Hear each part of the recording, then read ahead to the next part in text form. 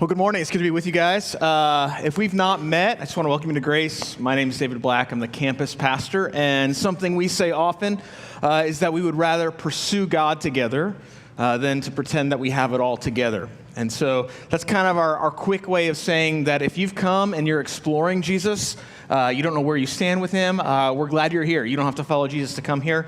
We understand that that's not an easy decision, and that's not something to be made lightly. It's a pretty important one. And so if you have questions, if you find a group of people in which to ask those questions, that's kind of the win a little bit for you today. We also think that it would not be odd if God began to speak to you, not because of this building or this place, but just because of who he is. And so that's kind of what we've been praying for a little bit. If you are a follower of Jesus and you're following him, you're pursuing him, again, we know that's not always perfectly done. No one expects that. And yet at the same time, you need a group of people to do that. So if we can be that for you, if we are that for you, just welcome back. We do pursue God together through a lot of different ways. One of the ways is through opening up the Bible. And depending on how you grew up with the Bible, depending on how you think about that, you might think of that as a textbook. You might think of that as a Wikipedia page. You might look at that as a fortune cookie. But to be honest, for us, the way that we think about it is God's heart. And so we think that if you open this up, you see the heart of who God is, what he likes, what he loves, who he is. And I think it also shows us something about our heart. Like he will show you something about your heart from this text. And so we do that each week in a series. And our series that we've been in for a couple weeks, I think we're actually on the fourth week of it. It's kind of our summer post-Easter series. And it's entitled, literally, How We Grow. How we grow. And the question that we're answering, or we're seeking to answer with this series is this question: what do I do with the inconsistencies that I see in my life, or maybe my friend's life, or maybe Christians' lives, or maybe the church, between what they say they believe, or I say I believe, and what they do, and what I do? Right? And so that could be a them question. It could also be a personal question going, I say I believe in Jesus, or I'm starting to explore him, and yet my life has not changed in this area, or why do I struggle in this way? And I think culturally, the way that we fill in that blank traditionally is the word hypocrisy. So we say, oh man, Christians are hypocrites, the church is hypocrites, I'm a hypocrite, am I a hypocrite? Like we tend to think that way. And while that is true in some cases, like we just have to own that. Like historically that has been the case in some cases. However, I actually think the Bible gives us a better word than hypocrisy to describe that inconsistency that we see in ourselves and other people. And I think it's not as sharp of a word. It's equally as unflattering, and no one really wants to admit it, but I think it's necessary if we're going to grow. And that word is not hypocrisy, but we've just been saying, what if that word is immaturity? Like, what if the area of my life that I don't feel like I see growth in, or I wonder, like, if I believe this about God, why do I struggle so much here? What if the answer was just plain old simple, good old-fashioned immaturity? And so we're saying, well, then how do we grow?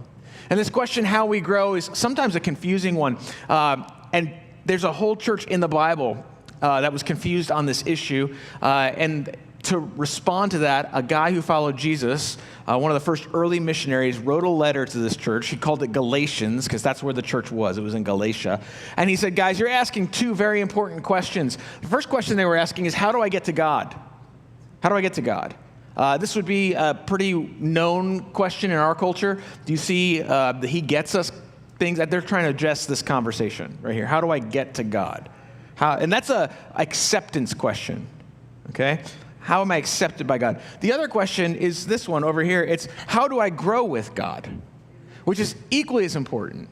Because if I'm accepted by him, great. And by the way, that's sometimes the only question people think we're asking about church world.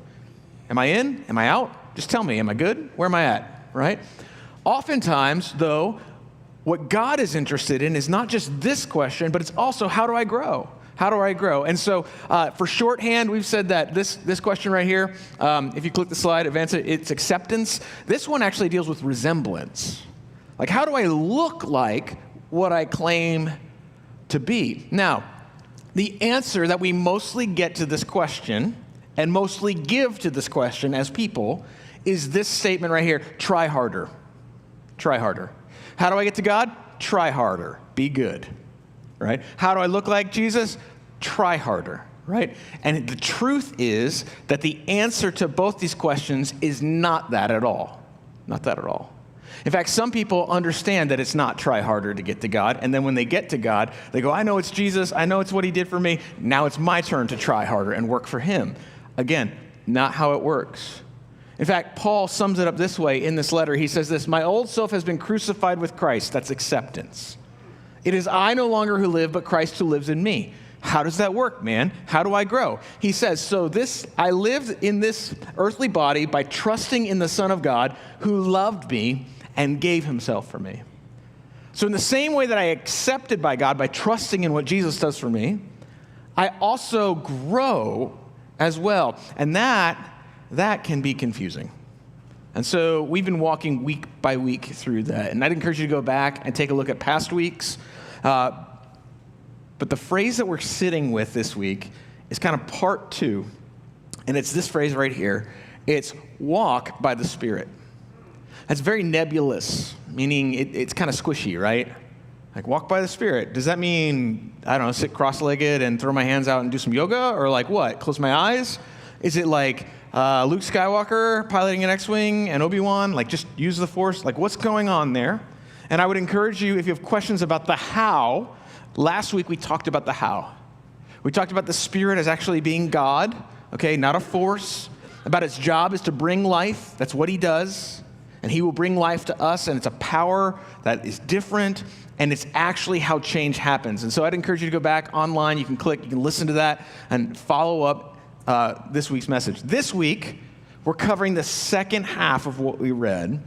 And instead of dealing with the root of change, as we talked about last week, this idea of walking by the Spirit of God actually brings about something that's real. It's not just a mental enlightenment. It's really what we would call the proof of change.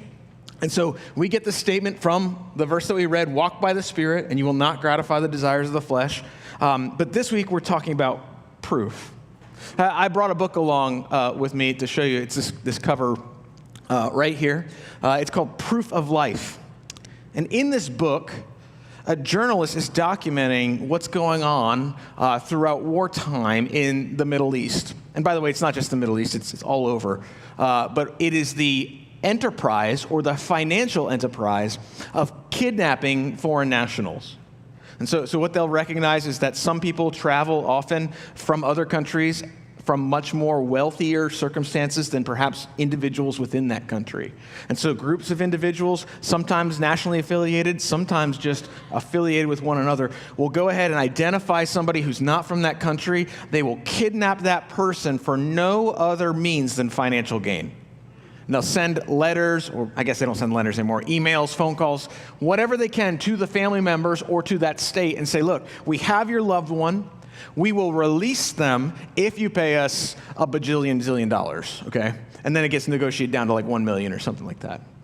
This idea or this term proof of life is a summary for all of that. And it comes from the fact that oftentimes family members, when they're contacted about someone that they love being kidnapped, will rush out, sell all their stuff, liquidate all their things, send their money away, and say, release our loved one, and then guess what happens? They don't hear anything ever again. In fact, it's just silent. And so organizations exist to walk families through this tragedy. And here's what they say. They come in and they say, listen, we know you have a loved one. We know that you're invested in them. We know that this other group of people is saying they have them, that they'll release them. But before you send money, here's what you need. You don't need promises. You don't need words. You don't need swearing of oaths and all these things. What you need is proof of life. You need to prove that they're alive. Here's what I think is happening in our culture today. And here's what I think your friends are asking. Here's what you might even be asking. I think our culture is looking at a church in the United States and at Christians, those who claim to follow Jesus, and they go, hey, what we need is not promises. What we need is not words. You need you to swear oaths up and down. What we need from you is proof that you're alive. Will you show us that God is at work in you? And maybe that's the question you're asking today. Maybe you've walked in and go, man, I need proof of life. God, I'm here because I need proof that you're at work in me. I need to know that you are growing me. I get that I'm accepted, but is that it? Or is there more? And this is why. So we're going to take a look at what Paul calls fruit. Because here's what he says. True fruit, this list right here, is actually proof that you're alive. It's proof that God is at work in you. And the reason I think it's so important that we understand this verse right here is not that we would not grow, it's that we wouldn't know it when it's actually happening, okay?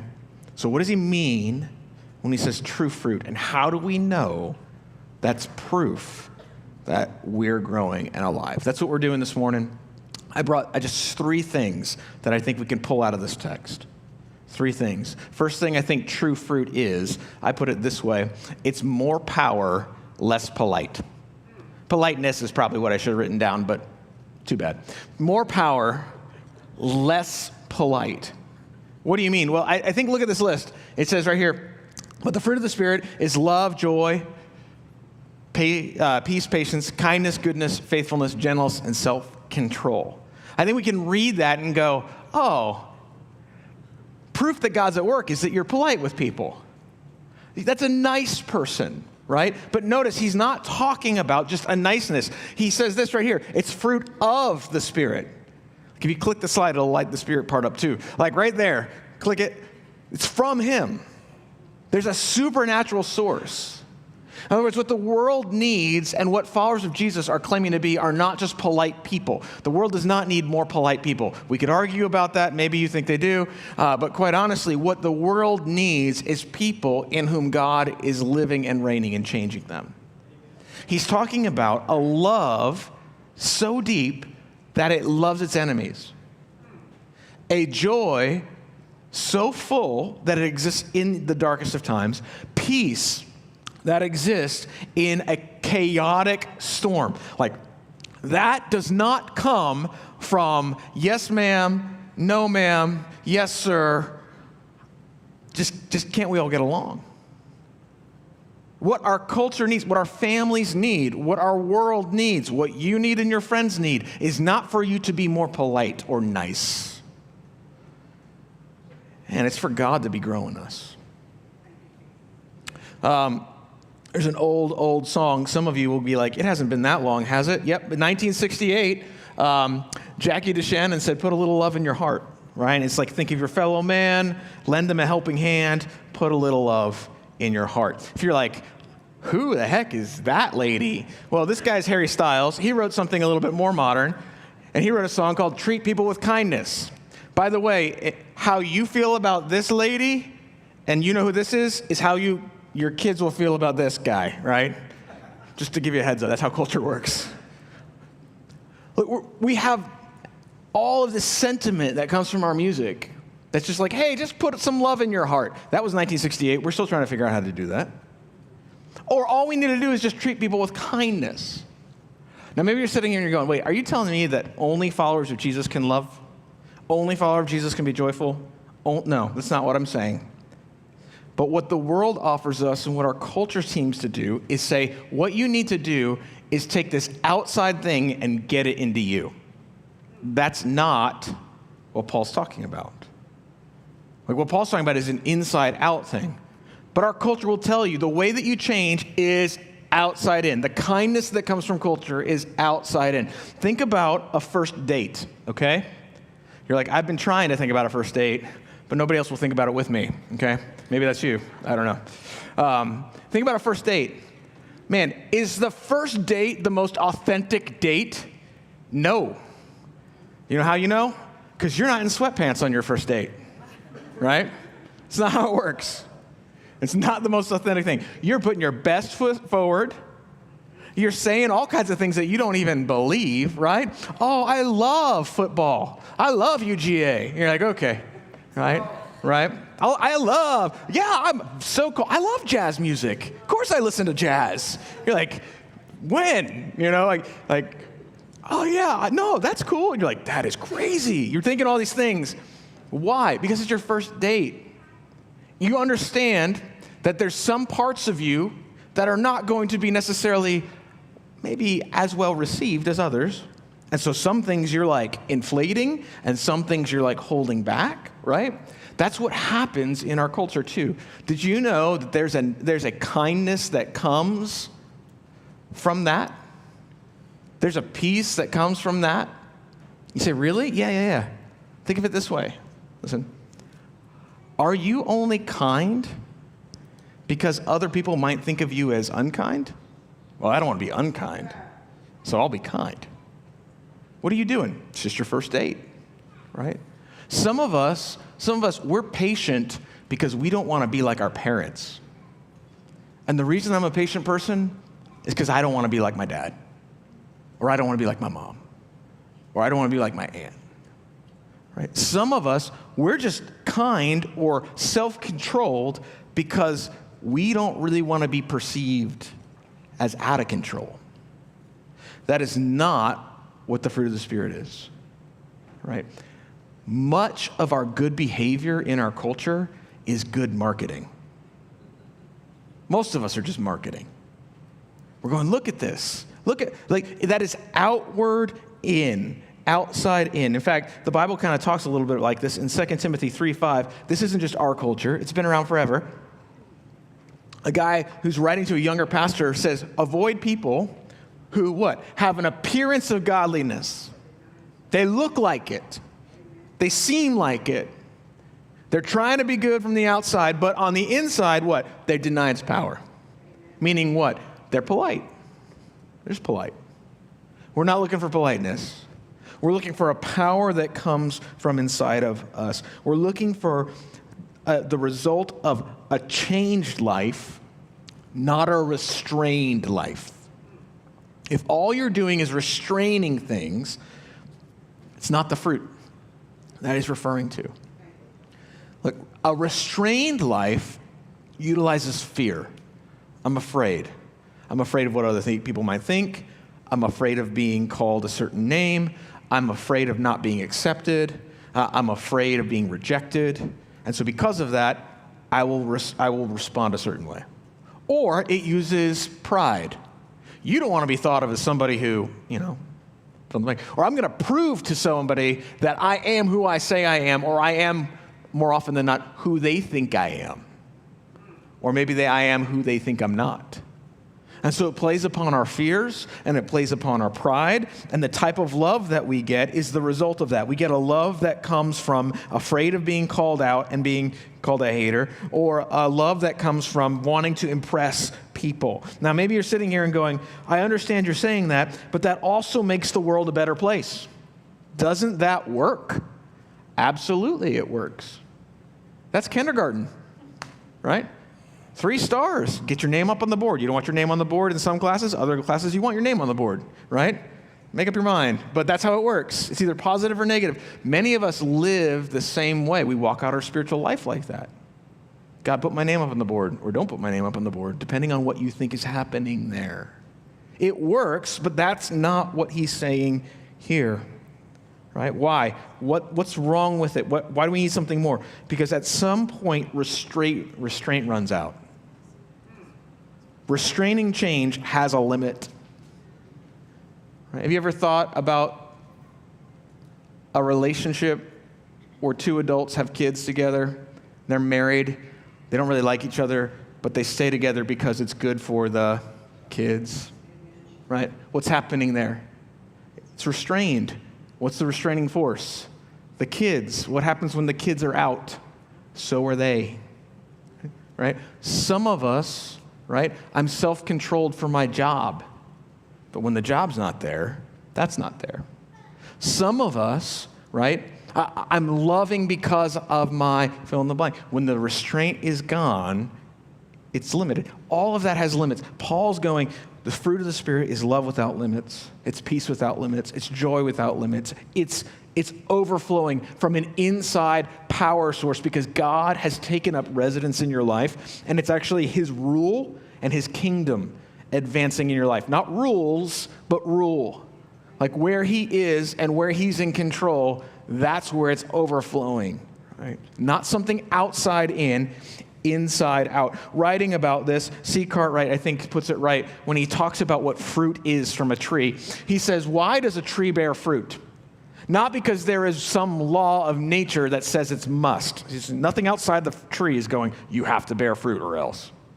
But simply because the life within it, rising up from the soil and water that feeds its roots, simply because it's a living tree, being and doing what a tree is and does when it's alive.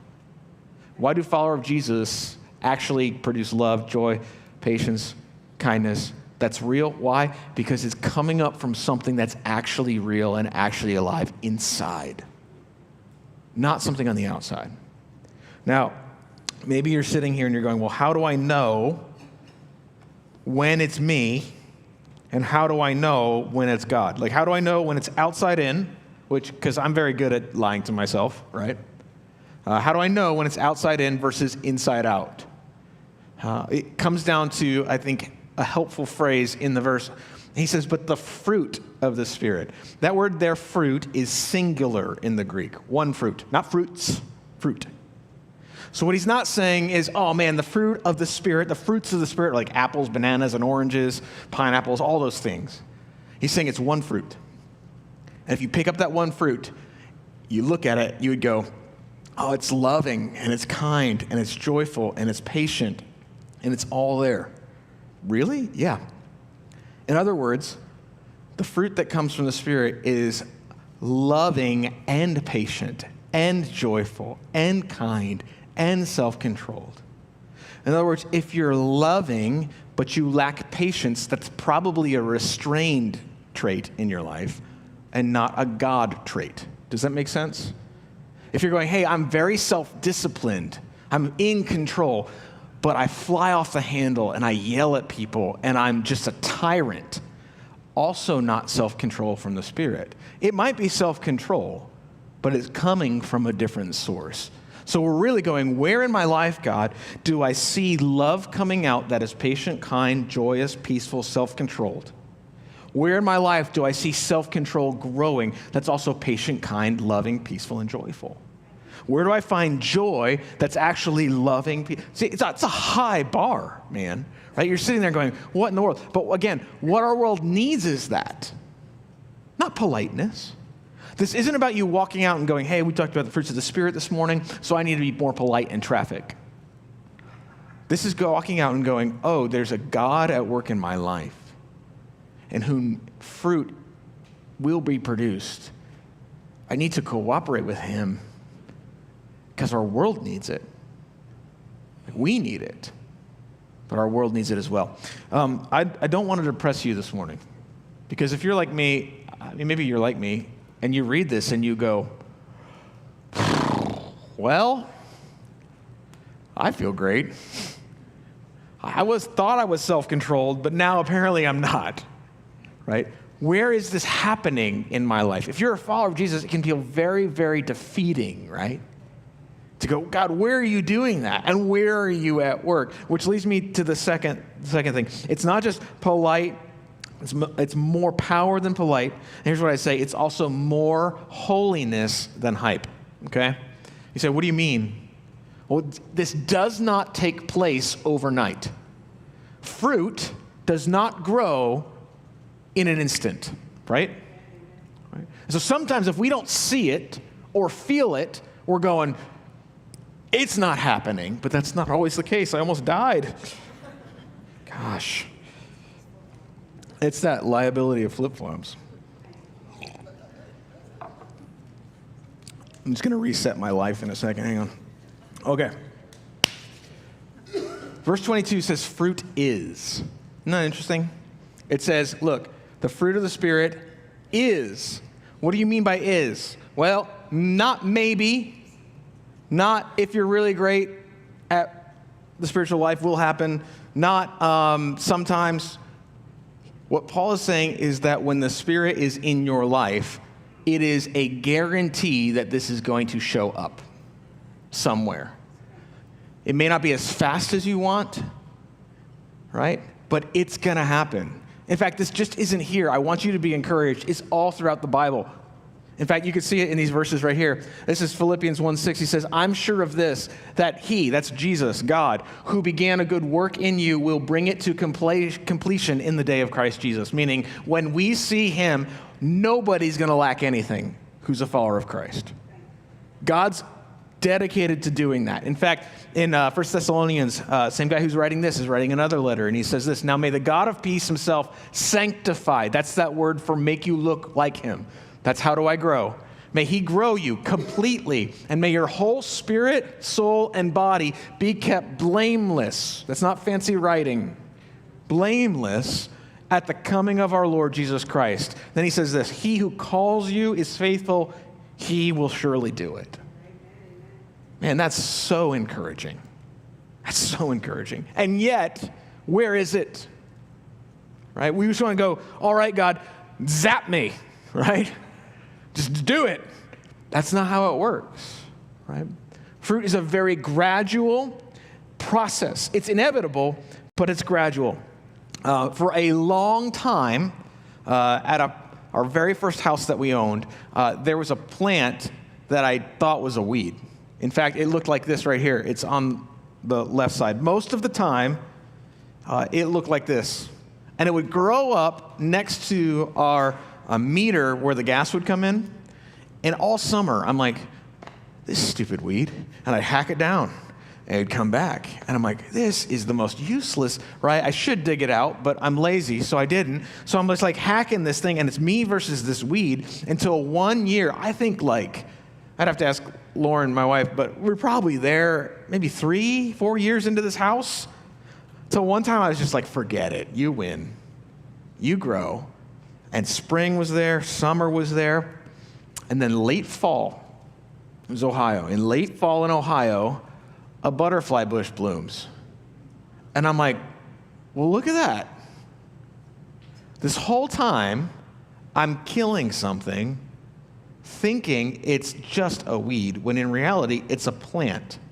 And the reason I'm killing it is because it's not doing what I think it ought to be doing in the time that I think it ought to be doing it. It's summer. Grow. All the flowers are out. Yours isn't here. Let's hack it down. It's doing it in the time that it was made to do it, in the way in which it was made to do it. And if I would have just let it do its thing and be conscious of actually what it was doing, I would go, oh, it's actually growing. Same thing happens with our life when it comes to God's fruit in our life. Just because I can't see it doesn't mean it's not growing. Sometimes it's very, very gradual. Fruit takes time. A guy named Jay Adams wrote this, and an individual in his book, Jerry Bridges, quotes him. He says this, you may have sought and tried to obtain instant godliness. There's no such thing. We want somebody to give us 3 easy steps to godliness, and we'll take them next Friday and be godly. The trouble is, godliness doesn't come that way. It's gradual. It's in our life, slowly, little by little. In other words, we have to expect growth. That's what the Bible says. Expect growth, but expect it to take time. Here's what I've learned. This is just me, but I don't think it's just me. Here's what I've learned. That God does some of his deepest growth in the slowest seasons. It's the times when I feel like it's taking forever that he's actually changing me. And so sometimes growth is obvious, right? In our life, we're like, man, I feel like I'm growing. I feel like I'm really like going with him. And sometimes we're oblivious to it. And yet, it's still there in that persistence over and over and over. Here's what I've learned. Often, Often, I don't see the growth of a season until there's actually a reason to need it. Okay, so when do you learn if you've grown in your kindness? When everything's great? No. It's when something's late or people are being a jerk, and then you have a chance to respond. That's when you find out whether you've grown, right? When do you learn that you have grown in patience? When you have children. When you drive in a Georgia traffic, right? When you have to interact with customer service of any kind. Right? When you are employed as a customer service agent and have to interact with anyone who's calling, right? That's when you learn. I have children, and my youngest is 6. And early on in their development, we would take them to playgrounds because you're like, go, be free, get energy out. And I remember times, and this still happens from time to time, where you're like, oh, they're too short to reach those monkey bars, or they're too short to use that swing. And then, winter comes, you're in the house, spring rolls around, summer happens again, you're back out at the same playground, and they're just like, look at me! And they're reaching the monkey bars. And you're like, whoa! You go, when did that happen? Was it magically in that moment? Did you just they walk on the playground and level up? Is that what happened? Or over the winter, were they slowly, gradually growing, and now that you're back at the playground, you see it happen, right? That's how it works. From time to time, we will think we're not growing at all, and yet at the same time, we'll encounter something or someone, and we'll have the need, and we'll go, oh man, I do have more joy. It's not perfect joy. I do have more love, not complete love. I do have more peace. Where'd that come from? Well, it's God at work in your life. Two cautions real quick. One, if growth is gradual and holiness is that way, don't get caught up in the hype. Because if you get caught up in the hype, here's what happens. Don't mistake, you will end up mistaking slow growth for weakness. You'll go, oh man, I'm just not good at that. I just don't do that well. That's just not for me. My wife and I were talking about this in a different context this week. If you decided I'm going to take up running, and you started running with someone who ran a 5-minute mile, what are you going to conclude about your ability to run? I stink at running. Running's not for me. It makes me feel awful. I'm never doing that again. Right? And we do the exact same thing when it comes to Jesus. We hear that God will make us look like Jesus, and we go, I need to be the Son of God today. Right? And sometimes we go, well, Jesus is not for me. I'm never going to be complete, and this thing is just broken inside me, and there's no hope. God is at work. He will work in you. Right? That's one caution. The other side is what? That I would mistake the gradual growth and use it as an excuse for laziness. I'm just being like, God will do it. Right? Like a surgery. I'm going to go to sleep. Knock me out, Lord. Wake me up when you come back. I'll be perfect. It'll be fixed. You do it all. Writing to the church in Philippians, he says this, therefore, my beloved, as you have always obeyed. He's encouraging them. As you've always obeyed. So now, he says this, work out your salvation. That's a weird way of saying it, but here's what he's saying. He's like, cooperate in what God is doing in your life. Why? For it is God who works in you. That's not a threat. He's saying work at your life. Cooperate with God and his rule and his reign in your life. Why? Because he's at work in your life, both to will and to work for his good pleasure. He's at work doing stuff. Don't you want to know what that is? Don't you want to be a part of that? Right? Here's what I think concerns me as a pastor about the time in which I'm pastoring and the generation in which we live. I'm concerned that we will arrive in heaven, and other followers of Jesus who have gone before us will look at us and say of this generation, God was at work and you were not awake. God's working in you and you're just sleeping through it. Would that we wake up to what God is doing in our life. It's gradual, but it's guaranteed, right? Because our world needs it. And before it's ever displayed out there, it's hidden and happening in here, okay? And so maybe this morning, for you, it's not, hey, God, I need you to show up out there for me. Maybe for you, it's just, God, could you just show me today what you're doing in here? Before it ever shows up in my marriage, before it ever shows up in my conversation, before it ever shows up out there, God, would you show it to me in here? See, because sometimes when we can't see it, we're actually like playing into this next one, which is this, that it's not just about, it's more power than politeness. It's more holiness than it is hype. It's more about the evidence of God than the experience. More experience, or more evidence, less experience. He says this in verse 22. We've been over it, but look at it. He goes, look at this list. He says, it's love, joy, peace, patience, kindness, goodness, faithfulness, gentleness, and self-control. Is that a list of outward actions or a list of inward attitudes? Inward attitudes. Inward attitudes. 100%. In other words, I think if you were to just take a survey of what Christianity is off of TikTok or Instagram or social media, here's what you would find. A lot of people saying it's about experience. A lot of people saying, like, man, you got to have an encounter with God that just shakes your world. Now, I'm not saying that you can't have that.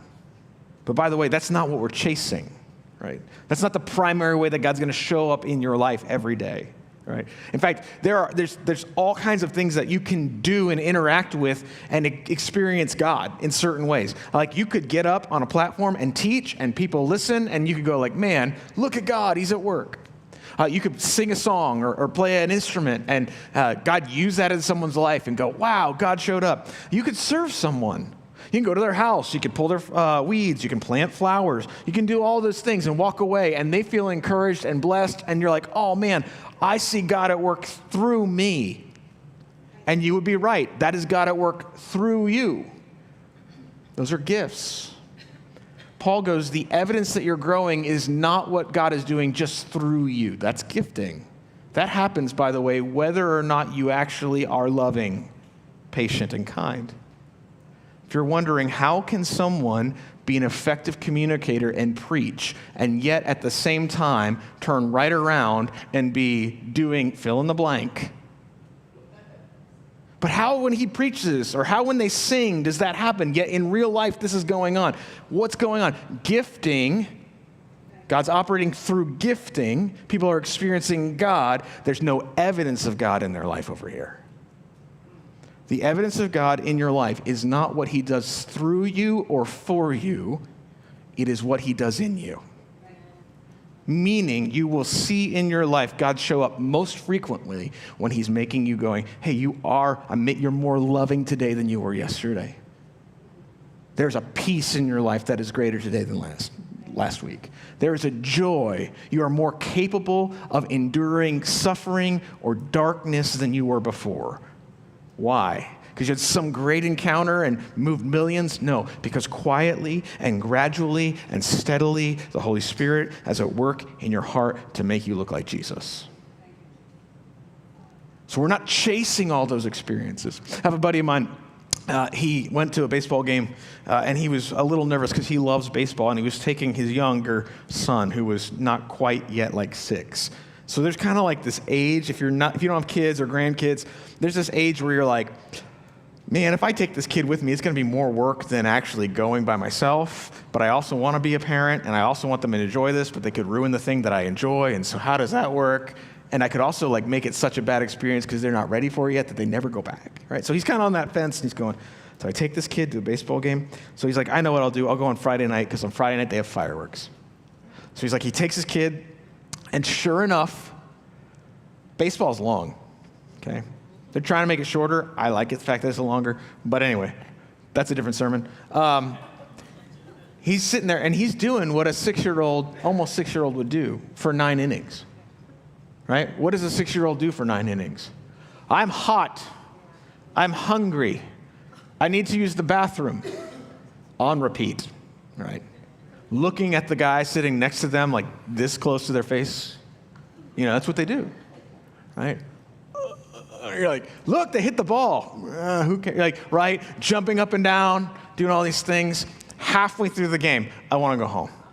No, we can't. I know you want to go home, but we're not going to go home. There's fireworks at the end. I want to go home. I want to go home. You know, like I want to go home. You're like, no, we're going to stay. We're going to stay. We can do it, you know. And finally gets the kid all the way through the ninth inning. Ninth inning ends, and then, you know, they move everyone. Fireworks happen, and fireworks at stadiums are pretty great. It's like right there in your face.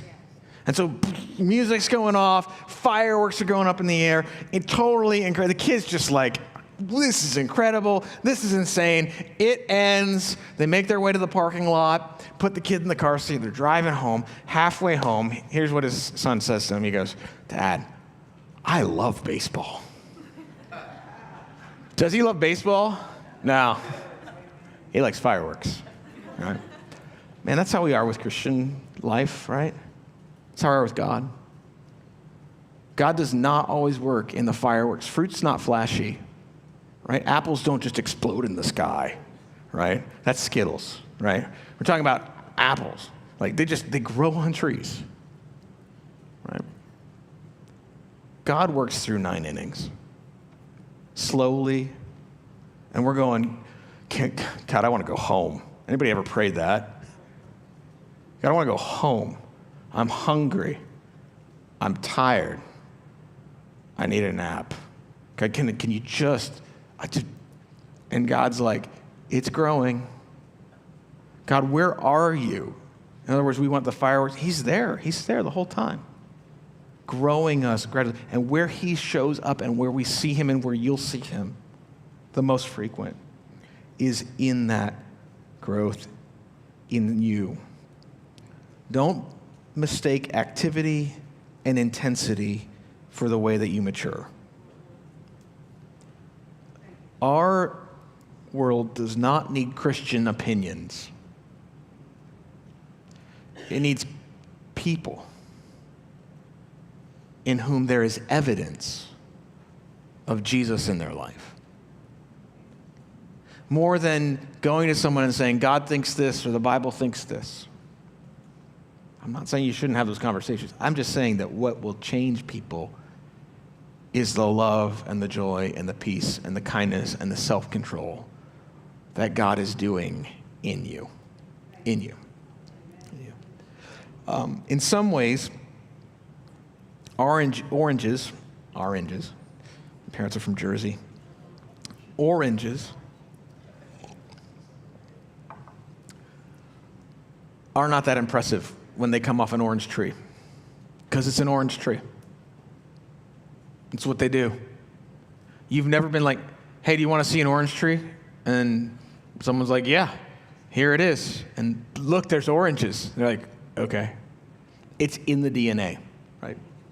And yet, if you've never seen an orange tree before and you never knew it existed, and someone's like, hey, man, I got this thing in my backyard. It grows magic juice balls. You'd be like, what? Yeah. Well, what do you do? Nothing. Nothing? Nope. It rains, the sun comes out, and I just walk outside, magic juice ball, right? It'd blow your mind. You'd be like, how much did you pay for this magic? Came with a house, right? How do I get another one? Here, take these. It's free. Really, just put it in the ground. More magic juice trees, right? That's what happens. You're like, that's insane, right? Same thing for growth with Jesus. In some ways, man, it's ordinary. In other ways, it's incredible. It's incredible. As the band comes up, I want to show you one last thing. This is why it says, against such thing, there is no law. In other words, we make laws that say don't murder, and people don't murder. But those laws that tell us not to murder can't make you love people. Can't do it.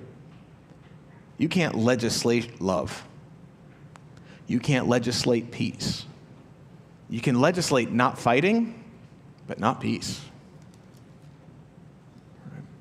Can't legislate joy. Wish we could. That'd be weird. Can't do it. He's saying there's only qualities that come in from the outside. Now, if you take a look at that list and you see it and you go, man, I don't see it in my life. Or maybe you're sitting here and you're going, that's not me. And you are a follower of Jesus. I'll just ask you this question. Okay, if it's not you, do you know somebody who it is? Who's always loving? Who's always patient? Who's always peaceful? Who's always joyful? Who's always kind?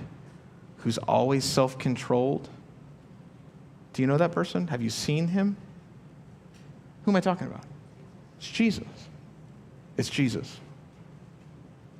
Jesus is the fruit of the Spirit. And the only reason we can talk about what we're talking about is not because I believe in your ability to do it. It's because I believe in his ability to do it. And that's how it works in our life. He's not just an example. He came to make it possible. Jesus put it this way in John chapter 12. He says, truly, truly, that means like legit.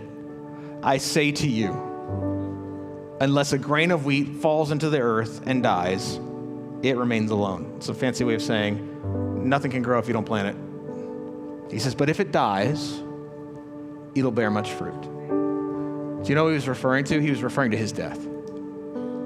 And what he's saying is this, that I'm going to go to the cross and I'm going to die so that you can get with God. And then I'm going to come and raise back to life so that you can grow with him. He's going, I'm going to die so that you can really live.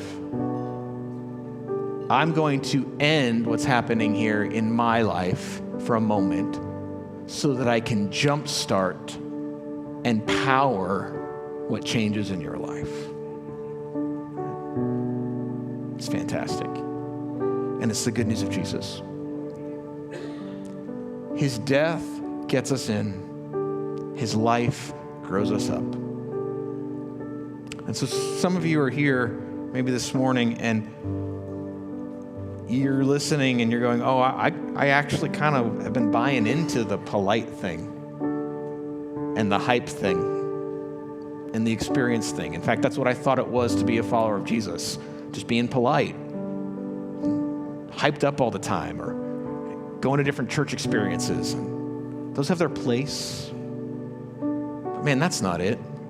Do not chase that stuff, because you can pursue all that stuff and miss Jesus. You need him and the Spirit that he gives to you and me.